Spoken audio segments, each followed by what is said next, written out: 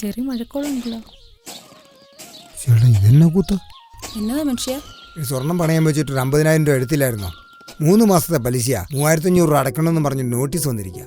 ഇതെന്നാ പലിശ? 3,500? അല്ല അൻസി, നീ സ്വർണം പണയം വെച്ച ഏതോ ബാങ്കിൽ നിന്ന് 50,000 എടുത്തില്ലായിരുന്നോ? എടുത്തായിരുന്നു ചേച്ചി. പക്ഷെ എനിക്ക് 3 മാസത്തേക്ക് 1,200 രൂപ പലിശയായുള്ളൂ. ഞാൻ വെച്ചതേ ഇടുക്കി താലൂക്ക് കാർഷിക ഗ്രാമവികസന ബാങ്കിലാ. ഷായിച്ചേട്ടൻ ഏതായാലും സ്വകാര്യ ബാങ്കിലായിരിക്കും പണയം വെച്ചേ, അതുകൊണ്ടാ. ഞാനും ഞങ്ങളുടെ സംഘക്കാർ അവിടെ തന്നെയാ പണയം വെച്ചേക്കുന്നത്. നോക്കിയും കണ്ടും ചെയ്താലല്ലേ ചേച്ചി ഇക്കാലത്ത് ജീവിക്കാൻ പറ്റുള്ളൂ. എൻ്റെ അൻസി, വലിയ ബുദ്ധിമാനാണെന്ന് ഈ മനുഷ്യന്റെ വിചാരം. ഇത് ഞാനല്ലാതെ വേറെ ആരെങ്കിലും സ്വകാര്യ ബാങ്കിൽ കൊണ്ട് പണയം വെക്കൂ? അല്ലെങ്കിലും എന്നോടൊന്നും പറയത്തില്ലല്ലോ. ചോദിക്കുമായിരുന്ന ഞാൻ പറഞ്ഞു തന്നേനെ. എന്നെ പൊന്നിട്ട് നീ ഒന്ന് ക്ഷമിക്ക്. ഏതായാലും പറ്റിയത് പറ്റി. ഇന്ന് തന്നെ ആ സ്വകാര്യ ബാങ്കിൽ നിന്ന് എടുത്ത് ഇടുക്കി താലൂക്ക് കാർഷിക ഗ്രാമവികസന ബാങ്കിൽ കൊണ്ടങ്ങ് വെക്കാം.